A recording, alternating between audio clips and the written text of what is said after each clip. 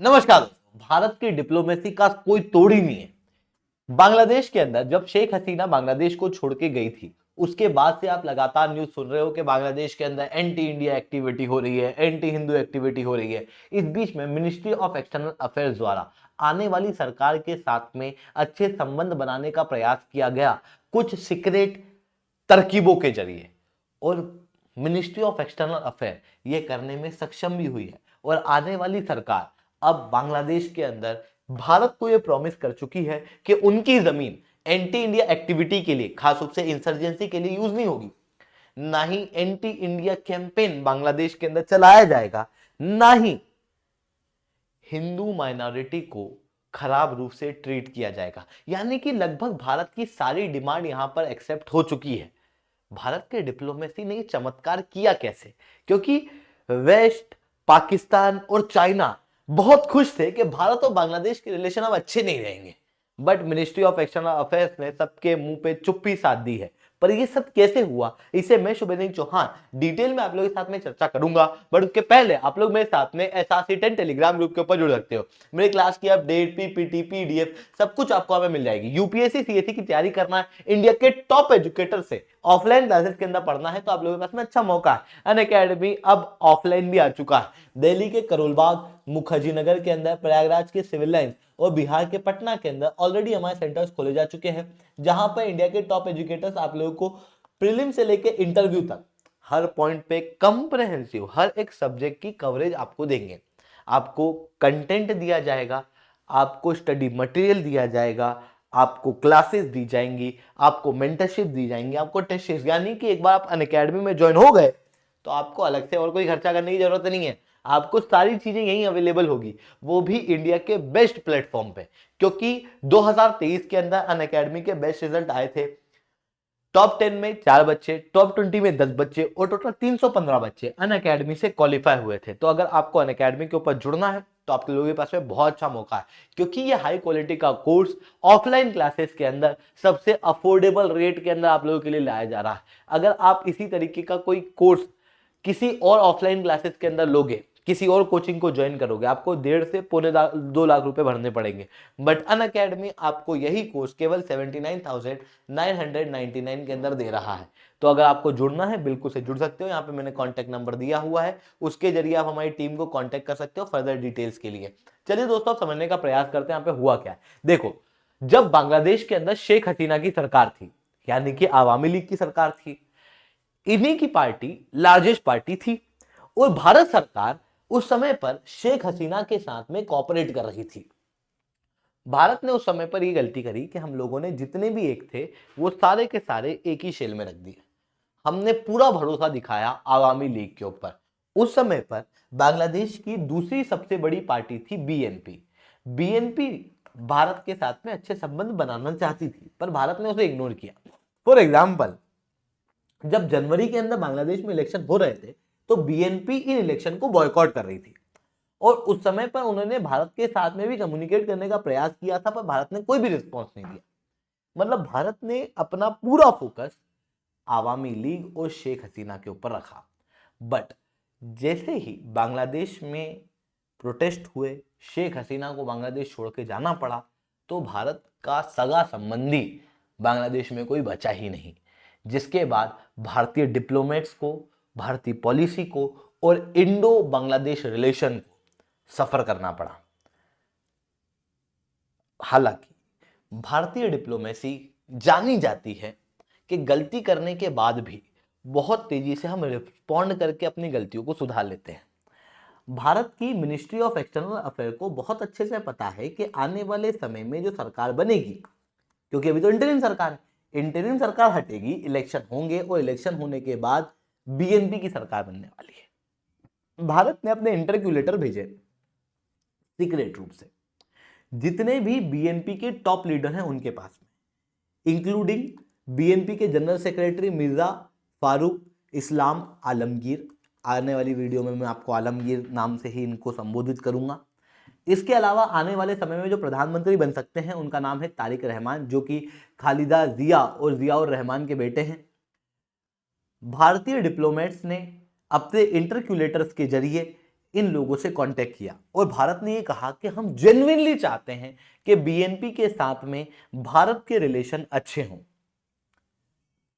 काफी समय तक डिस्कस करने के बाद, पीछे पीछे चुपके चुपके बात करने के बाद फ्रूट निकल के आया और ये फ्रूट दिखा जब भारतीय डिप्लोमेट और बीएनपी के लीडर्स के बीच में एक मीटिंग बैठी और इस मीटिंग के बाद बीएनपी के लीडर्स ने भारत की सारी डिमांड एक्सेप्ट की। यानी कि जिस पार्टी की बांग्लादेश में आने वाली सरकार बनने वाली है उसने सारी डिमांड भारत की एक्सेप्ट की।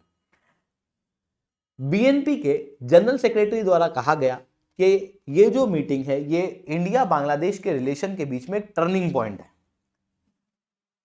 क्योंकि बीएनपी ने यहां एक्सेप्ट किया है कि बांग्लादेश की जमीन उनकी सरकार के समय पे एंटी इंडिया एक्टिविटी के लिए यूज नहीं होगी। ना तो पाकिस्तान को सपोर्ट किया जाएगा, ना ही चाइना को सपोर्ट किया जाएगा, ना ही इंसर्जेंसी को सपोर्ट किया जाएगा। इतना ही नहीं, इन्होंने ये भी कहा कि रिलीजियस माइनॉरिटीज को हम प्रोटेक्ट करेंगे, उनके इंटरेस्ट को हम प्रोटेक्ट करेंगे। और इवन बीएनपी आज से ही नहीं कर रहा, वो पहले से ही कर रहा है। जैसे बीएनपी की बात करूं मैं तो बांग्लादेश के अंदर क्या हुआ, आवामी लीग के हटने के बाद इंटरिम सरकार आई और इंटरिम सरकार आई मोहम्मद यूनुस की। और ये जो यूनुस हैं इनके अच्छे संबंध रहे प्रो इस्लामिस्ट लोगों से, जो कि काफी ज्यादा रेडिकल, जो कि बांग्लादेश के अंदर इस्लामिक रूल लाना चाहते हैं। और इन इस्लामिस्ट लोगों ने एंटी इंडिया और एंटी हिंदू एक्टिविटी करना शुरू किया और उनको सपोर्ट किया मोहम्मद यूनुस ने। फिर पाकिस्तान का भी यहां पर एक रोल आ गया, क्योंकि मोहम्मद यूनुस के अच्छे रिलेशन पाकिस्तान के साथ में निकल गए, जिसकी वजह से बांग्लादेश के अंदर एंटी इंडिया और एंटी हिंदू एक्टिविटी बढ़ गई। इन एक्टिविटी के बढ़ने का कारण बीएनपी नहीं है बल्कि मोहम्मद यूनुस है। बीएनपी तो दूसरी तरफ अपने कैडर डिप्लॉय कर रही है कृष्ण जन्माष्टमी के अंदर ताकि हिंदू माइनॉरिटी को प्रोटेक्शन मिले। दुर्गा पूजा के अंदर भी पांडालों के अंदर प्रोटेक्शन दी जाने का प्रयास किया जा रहा है। इवन इन्होंने बार बार मोहम्मद यूनुस को यही कहा है कि रिलीजियस माइनॉरिटी के इंटरेस्ट को प्रोटेक्ट करो। इवन जब इस्कॉन पे बैन लगाने की बात की गई, हिंदू मॉन्क को प्रोटेस्ट करने के जुर्म में रंगपुर के अंदर अरेस्ट कर लिया गया, उसके ऊपर भी इन्होंने कहा कि नहीं ऐसा मत करो, ऐसा हमें नहीं करना चाहिए। यानी कि क्लियर ये है कि भाई इस्लामिस्ट लोगों के इन्फ्लुएंस की वजह से बांग्लादेश के अंदर एंटी हिंदू और एंटी इंडिया एक्टिविटी बढ़ रही है। इसी कारण से बीएनपी ने यहां पर यह भी कहा है कि अगर हमारी सरकार आने वाले समय में आएगी तो ऑब्वियसली हम इस्लामिस्ट लोगों को साइड रखेंगे और इंडिया की सिक्योरिटी इंटरेस्ट का ध्यान रखेंगे।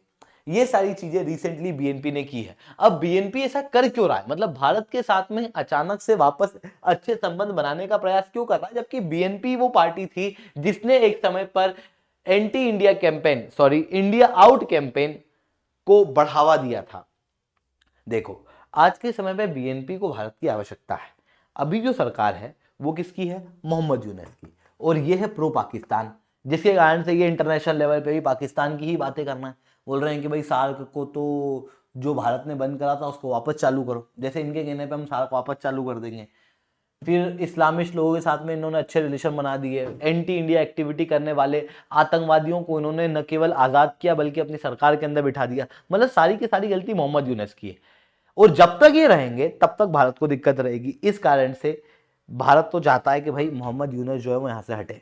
भारत कह रहा है कि भाई जल्दी से जल्दी इस इंटरिम सरकार को हटाओ और चुनाव कराओ।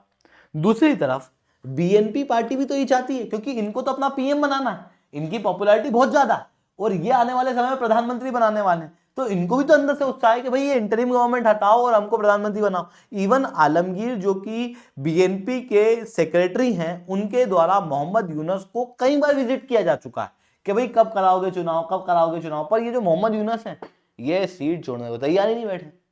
दूसरी तरफ बीएनपी ये भी जानती है कि भारत के संबंध लगभग हर देश से अच्छे हैं, खास रूप से वेस्टर्न वर्ल्ड से।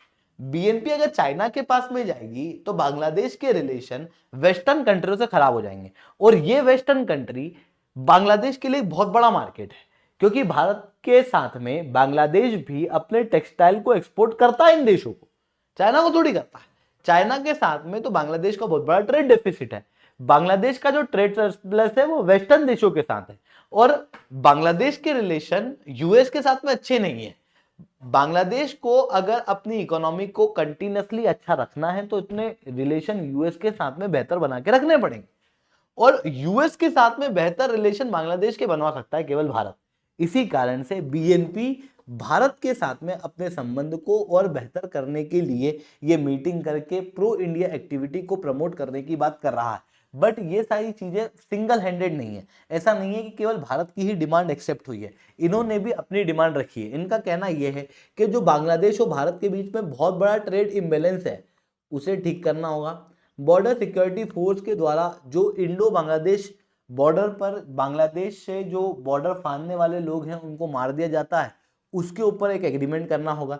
वाटर शेयरिंग एग्रीमेंट भारत के साथ में करने का प्रयास बीएनपी पार्टी करेगी। भारत ने भी यहाँ पर अश्योर किया है कि हम इन सारे इशू को एड्रेस करने के लिए बांग्लादेश के सेटिस्फेक्शन के साथ एग्रीमेंट साइन करेंगे, पर उसके लिए बीएनपी को पावर में आना पड़ेगा, ताकि ऑब्वियसली लोगों को इंटरेस्ट अपने लोगों को दिखे और लोग इलेक्शन के लिए बांग्लादेश के अंदर प्रेशराइज करें। तो ये सारी चीज़ें यहाँ पर देखने को मिल रही है। इंडियन डिप्लोमेसी की ये जो डेफ्ट डिप्लोमेसी है ये बहुत जल्दी वापस से बांग्लादेश को कैप्चर करने में, भारत के रिलेशन को बांग्लादेश के साथ में मजबूत करने में बहुत ज़्यादा कारगर साबित होगी। आई होप ये सारी बातें आपको समझ में आई होंगी। लेक्चर अच्छा लगा हो तो लाइक करना, लेक्चर बहुत अच्छा लगा हो नीचे #10 कमेंट करना, और अगर आप इसी तरीके के इंफॉर्मेटिव वीडियोस कंटिन्यूसली पाना चाहते हो तो हमारे चैनल को सब्सक्राइब करना बिल्कुल मत भूलना। साथ में अगर आपको अनअकैडमी के ऊपर जुड़ना भी है तो आप बिल्कुल से जुड़ सकते हो। इवन स्टेट पीएससी की क्लासेस भी अनअकैडमी पे शुरू हो चुकी है। बीपीएससी के लिए आप पटना में और यूपी पीएससी के लिए आप हमारे प्रयागराज वाले सेंटर के ऊपर जुड़ सकते हो।